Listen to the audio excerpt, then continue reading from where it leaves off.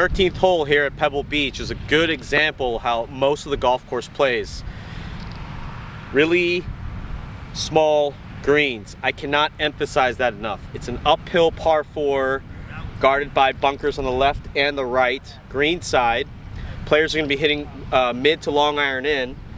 I've put a head cover down, back right.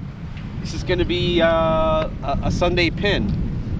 This area coming up where they're hitting the second shots in, it's only 20-25 feet wide, and when you're coming in from with a 5-iron, it's going to be it's a small target. I'm going to hit a putt up this hill.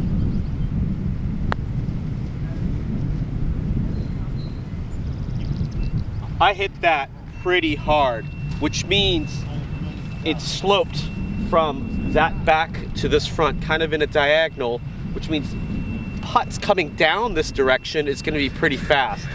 And if you happen to go for the pin and you go long, we're actually going to walk back there and hit a few. That's going to be really difficult. I've seen golf balls where, you know, some guys during men's events have gone long, try to get cute with it, chip it close, and hit this shot from over the green, off the green. Let's head back over there. So you'll see a shot that comes in, and it just doesn't seem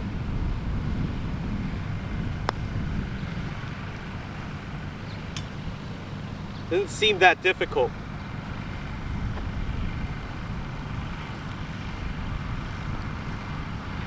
And you could see just kind of how long and sticky. This is dried out a little bit, so it's not that bad. But you're gonna see a lot of shots like this, where in reality it seems like a straightforward shot. I've got a little bit of green to work with, I've got some fringe, but you know, this takes a big swing, a lot of commitment.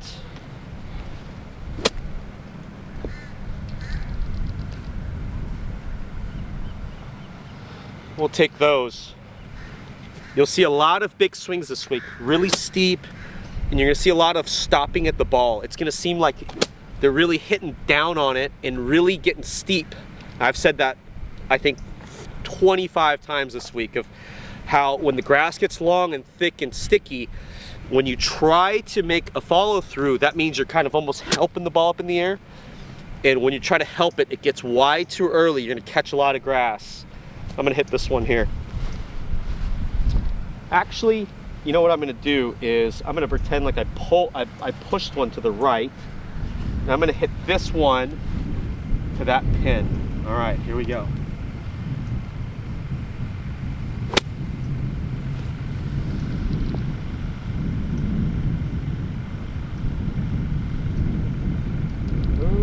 Well, it stayed on the green. Now, if you think about it, it's like, was that really necessary? There's no other option, because the other option keeps you, gets this first set of this rough in play. In this situation, you'd rather go long than short, and when you get cute with it and you leave it short, that's the worst place to be, because you basically have the same shot all over again. We're gonna head over to the front of the green. Let's go to the front of the green, see what that looks like.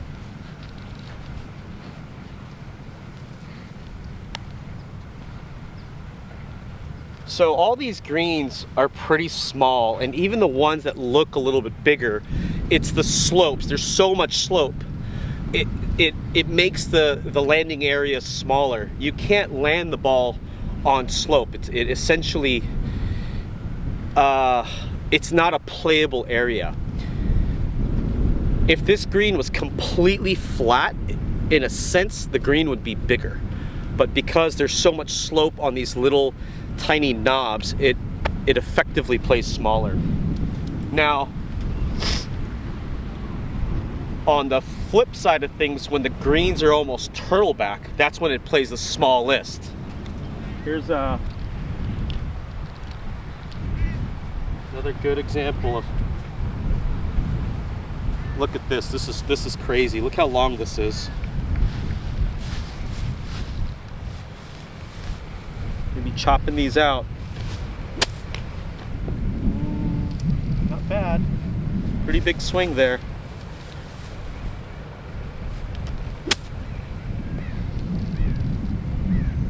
All right.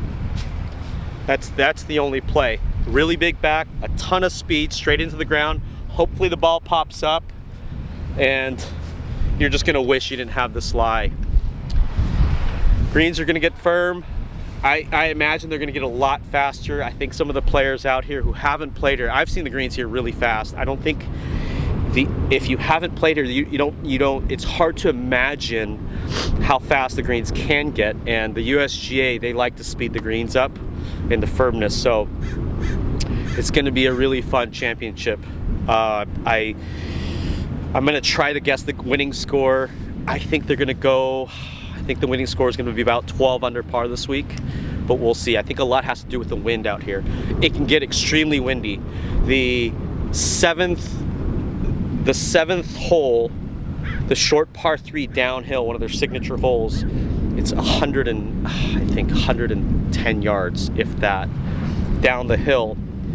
I've seen PGA Tour players hit mid to long iron there and just kind of chip it under the wind when the wind comes off the ocean, which is the predominant wind. So it's a lot has to do with the wind. If you get a good draw in the morning and it's pretty calm and it's not so firm relative to what it could be, I think you can go pretty low if you hit a lot of greens, because the putts, if you're hitting a lot of greens, the putts aren't very long because the greens are so small. And if you get stuck in the afternoon and the wind blows, you know, you go out there and shoot 2 over par and it's a great round.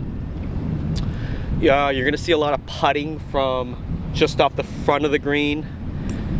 Every hole except for the short par 4, except for the short par 3s, have like a little run up, but it's a tiny sliver. So if you can manage your way kind of up that area, you're gonna see a lot of putting instead of chipping. It's pretty tight, it's pretty firm. But you know, watch how the gals this week hit out of the rough. It's a lot of fun. One more thing, what I've noticed since Sunday, today's Tuesday, Sunday, Monday, Tuesday, the bunker has tightened up a little bit. It's got a little bit stickier, a little bit tighter, a little bit more compact. Actually, I'm gonna hit a couple. I'm gonna grab a couple golf balls. I'll hit a couple from the front left over here. But the texture of the bunker is everything to these pros. The firmer it is, the higher you can get the ball. The stickier it is, the more spin you can put on the ball. Let's see. Well, this one's not. This one's still a little fluffy. Actually, it's a little bit tighter here. I'll hit one here. Okay.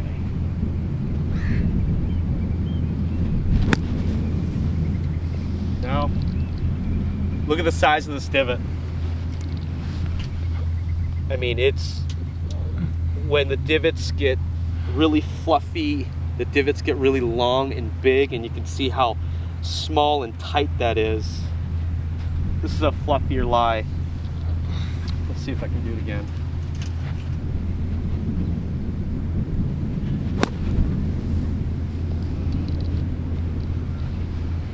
Yeah, I don't know if you can hear that, but there's a pretty loud thud, and it felt pretty solid. I think the girls are going to be using a lot of low bounce wedges just because of how tight and firm it is in the fairways.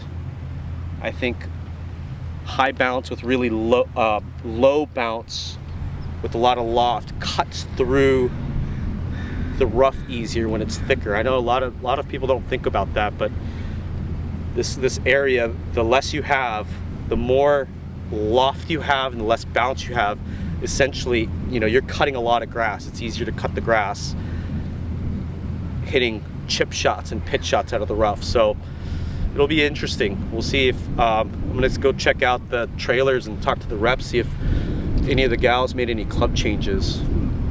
I imagine they went a little bit lower in bounce more than anything. I don't think anyone changed lofts. I don't think too many players do. But the bunker conditions has changed a lot in the last 3 days, so we'll see how it is when it comes Thursday.